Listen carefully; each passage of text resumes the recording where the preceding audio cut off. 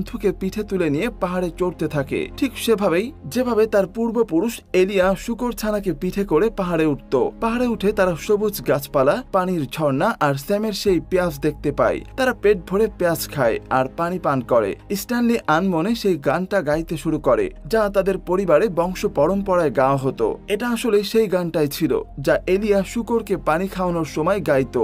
Stanley জিরোনি পরিবারের বংশধরের জীবন বাঁচিয়েছিল, যার ফলে ম্যাডাম জিরোনির আত্মা শান্তি পায় আর স্ট্যানলি পরিবারের উপর থেকেও অভিশাপটা উঠে যায়। এদিকে অভিশাপ কাটতেই ওদিকে স্ট্যানলি থার্ডের আবিষ্কারও সফল হয়ে যায়। সে পেঁয়াজ আর পিস ফলের মিশ্রণে এমন একটা ফর্মুলা তৈরি করে যা পায়ের দুর্গন্ধ পুরোপুরি দূর করে দিতে পারত।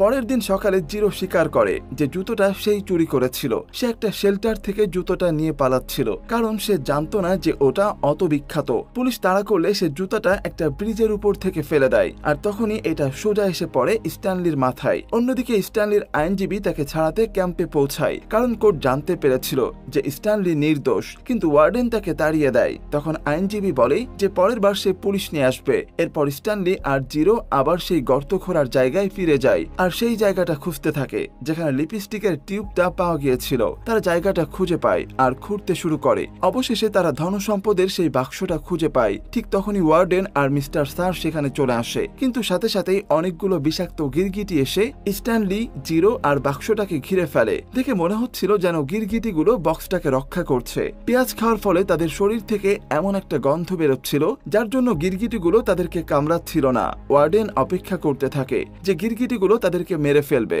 আর সে ধনসম্পদের মালিক হয়ে যাবে।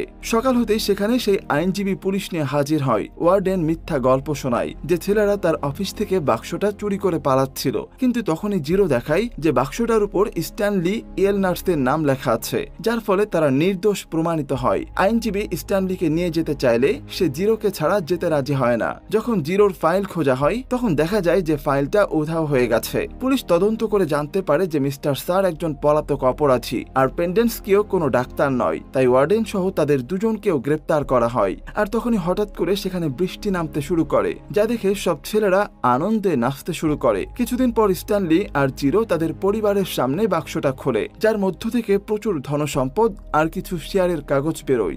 স্ট্যানলি তার সম্পদের অর্ধেক জিরোকে দিয়ে দেয়। জিরো সেই টাকা দিয়ে প্রাইভেট ডিটেকটিভ নিয়োগ করে, তার মাকে খুঁজে বের করে। সরকার ওই ক্যাম্পটা বন্ধ করে দেয়। স্ট্যানলি আর জিরোর পরিবার প্রতিবেশী হয়ে এক ভালো জায়গায় থাকতে শুরু করে। স্ট্যানলি থার্ডের আবিষ্কার অবশেষে হিট হয়ে যায়, আর সেই বিখ্যাত বেসবল প্লেয়ারটাই এখন তার প্রোডাক্টের বিজ্ঞাপন করে। আর এই সুন্দর নোটেই সিনেমাটা এখানেই শেষ হয়ে যায়। বন্ধুরা, গল্পটা কেমন লাগলো?